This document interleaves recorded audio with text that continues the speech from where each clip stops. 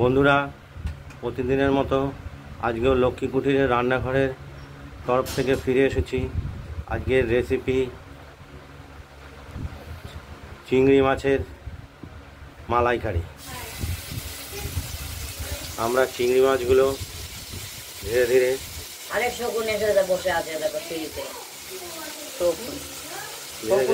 নুন হলুদ মাখিয়ে, আমাদের বাড়ি একটা শকুন থাকে, হালকা কড়াইতে একটু হালকা ভেজে নেব। উনিয়ে নিয়েছে 500 একবারে শুনবে বলেই তখন দাঁড়িয়ে আছে। মাছগুলো একটু ভেজে নেবো, হালকা ভেজে নেব, আপনারা দেখুন। আর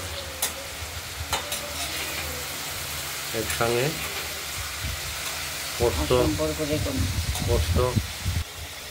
বাটা দেব। পোস্তটা বাটা ছিলে আমরা ভেজে নিয়েছি কাঁচা লঙ্কা দিয়ে।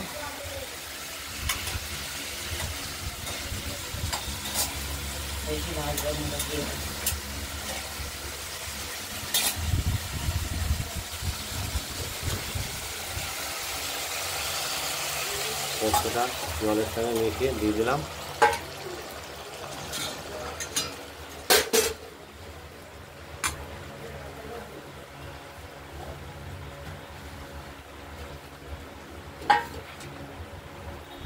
চিংড়ি মাছ তৈরিতে অতটা পরিশ্রম নেই। বেশ এসেছে, একটু ভাজা করে নিলাম এখনকার চিংড়িতে।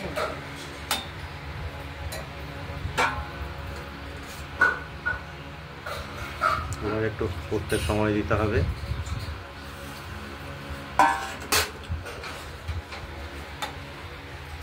এর মধ্যে একটু মিষ্টি দেবো। মাছটাকে একটু করতে দিতে হবে। ঢাকা দিয়ে দিলাম, দেখতে থাকো। পোস্ত দিয়ে চিংড়ি ভাপা রান্না হয়ে গেছে, আমরা উনুন থেকে নামিয়ে ফেলেছি। এখন এটা আমরা থালাতে নামিয়ে ফেললাম।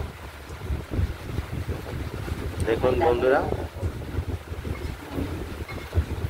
খুব সহজেই এই পোস্ত দিয়ে চিংড়ি ভাপা হয়ে যায় রান্না। আপনারাও করে দেখুন, খেয়ে দেখে আমাদের একটা কমেন্টস করবেন কেমন হয়েছে। আর আমাদের এই চ্যানেলের সঙ্গে থাকবেন। আর সুস্থ থাকবেন, ভালো থাকবেন। আজকের আকাশটা মেঘ বৃষ্টি হচ্ছে, ভালো থাকবেন। নমস্কার। অনেক দিন পর বৃষ্টি নেমেছে। সেরকম বৃষ্টি নয়, অনেক দিন গরম চলার পর বৃষ্টি নেমেছে, ভালোই লাগছে। গরম পড়েছে।